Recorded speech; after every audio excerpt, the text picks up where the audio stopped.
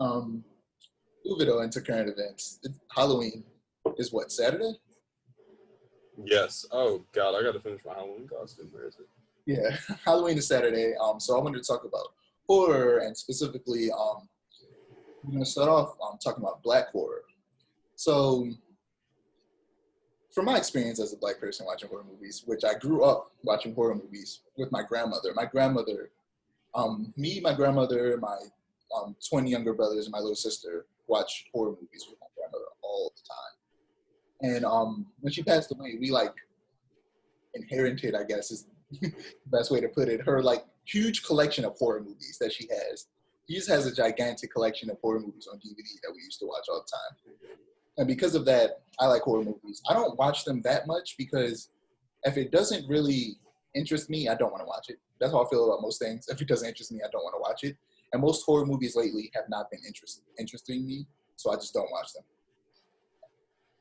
The last one I watched, in terms of, well, I mentioned it earlier actually. The Invisible Man is probably the most recent one to come out that I watched. Before that, it was Halloween, the one that came out in 2018. I watched it in 2019 though. And Halloween, like Michael Myers is my favorite like horror movie monster or killer or whatever you want to call him because he was the first Halloween, the reboot that came out in 2007 was the first Halloween movie I saw, and it was much more violent and like gory than the original 1978 movie, and it horrified me as a little kid. And I was afraid of Michael Myers for years. And it wasn't until like a good few years ago that I finally got over that fear. I used to be terrified of Michael Myers, and I love those movies. The 1978 one, it like most horror movies, especially older ones, it starts off slow because first 30 minutes of most horror movies is introducing you to the characters that are about to be murdered. And because Halloween was literally one of the first slashers ever, it came out before the first two Friday the 13th. He was pretty much the originator of slashers, Michael Myers. Um, all of the characters are the stereotypes, the horny jock and like cheerleader, and then the dorky person and the babysitter and things like that. That's basically the characters they introduced, but they're all boring. None of them are interesting whatsoever. The character, I'm going to spoil the first movie. If you haven't seen it, you could watch it. I watched it on Vudu. It might be on YouTube as well to buy. I'm not sure. But I watched it on Vudu. I think I watched it on Vudu because it wasn't available on YouTube to buy, actually. But I suggest if you're going to watch Halloween, watch the first one, 1978, and then watch Halloween 2018, which is basically kind of retcons six Halloween movies that came out after the first, no, five. Everything. It retcons everything. It retcons the five Halloween movies that came out after the first Halloween that came out in 78, as well as the two other ones that were also supposed to be a reboot and retcon of those movies. It was basically what they did was Halloween H2O, which it stands for Halloween 20 years. It came out in 98, so exactly 20 years after the first film. And it takes place 20 years later, and it was meant to get rid of, basically pretend like Halloween 1, 2, 3, 4, and 5 never happened. And it started over from H2O. But then the movie that came out after H2O, Resurrection, sucked. So they rebooted it again from the very beginning with the Rob Zombie remake, the ones that I first saw that made me scared of Michael Myers. But then those, they weren't that bad. They just weren't that good either. They were okay. They were pretty mediocre. And they were basically just became like pretty much a lot of those. What's called Wrong Turn? Those movies where people basically just murdered. It basically became something like that, where it was just a gore fest, and it was just Michael Myers brutally murdering a bunch of people. It wasn't interesting at all. It was just gory and violent for violence sake. So in 2018, they rebooted again. Supposedly the last time, I doubt it. And it was really good. It takes place. You're the only person I've ever heard that say that movie was good. The only person I've heard that said that 2018 movie was good. No, everybody else has said it was garbage. People love the 2018 one. The 2018 is so freaking good, bro. I've heard nothing but horrible things. I don't know who you've been listening to, but people love that movie. It basically takes it basically takes everything about the first movie and makes it better. Because I like the first movie. It's one of my favorite horror movies. But like I said, a lot of the characters are boring. But all the characters in this one are interesting. Especially a character, because like I said, I'm going to spoil the original. I said we were going to talk about black horror movies, and then I started talking about one of the whitest horror movies ever. But Laurie Strode, basically, of course, is still a main character, and she is way more interesting in this movie than she was in the first one. Which in the first one, she was just a regular babysitter, nerdy chick who was babysitting some kids when a student came to murder her. In the second movie, she has been basically preparing to fight back against Michael if he ever comes after her again for like 40 years. And because of that, I think she had like 5 husbands. All of them left her. Her daughter hates her for the way that she grew up. And her granddaughter is trying to get close to her, but her mother doesn't want her to. And that dynamic between the characters, on top of Michael having some dope kills, and none of them they're bloody, but they aren't like grotesque. Like they aren't just bloody for blood's sake. They're actually creative and they look cool. And that's what I like in horror movies. I like for the kills to be creative and look cool, as insane as that sounds. That sounds rather. I mean, we're talking about horror movies, and I'm talking about slasher. I'm talking about a slasher specifically, which is my favorite type of horror movie. But yeah, those are 2 of my favorite horror movies. I'll talk about Aliens later because, like I said, we were supposed to talk about black horror movies, and I went on a tangent about Halloween. But black horror movies. Naturally, we're gonna talk about things like Get Out, Us, and Lovecraft Country, of which I watched the 5th episode yesterday. I'm not gonna spoil Lovecraft Country. What I will say is we 100% will spoil the 1st episode of Lovecraft Country.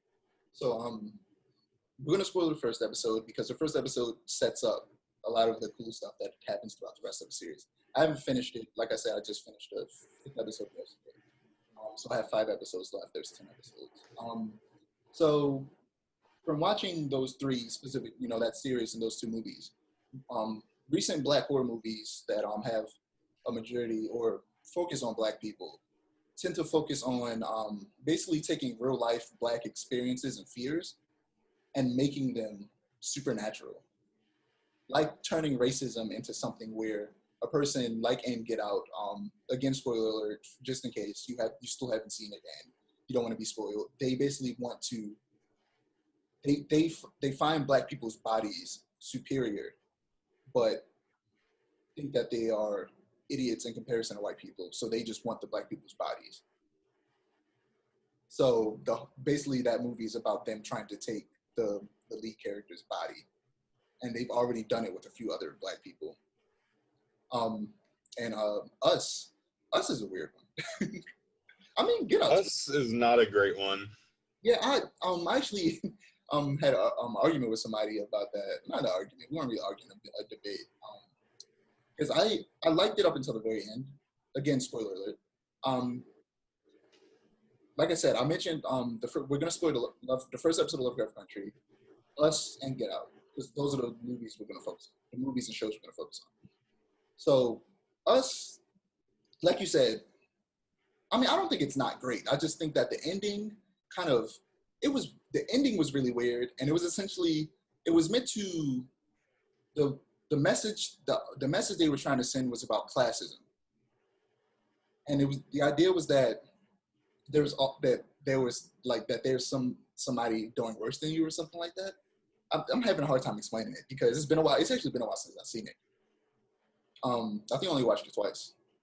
I didn't watch the whole thing, so. You didn't even watch the whole thing? I didn't watch the whole thing, but I did hear like many people basically summarize the movie. I saw like the first half of the movie.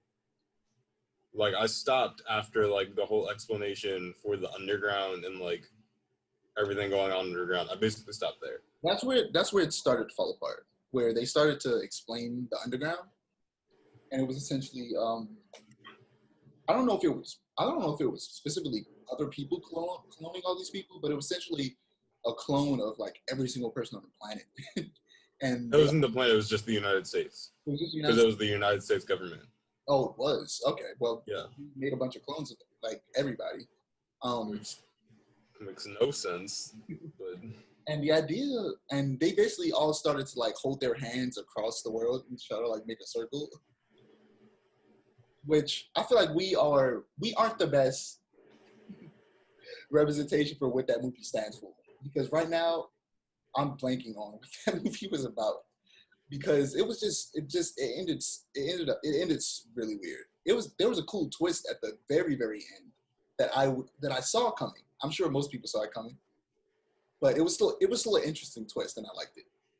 But the reason for those tethered people, as they're called, existing was odd.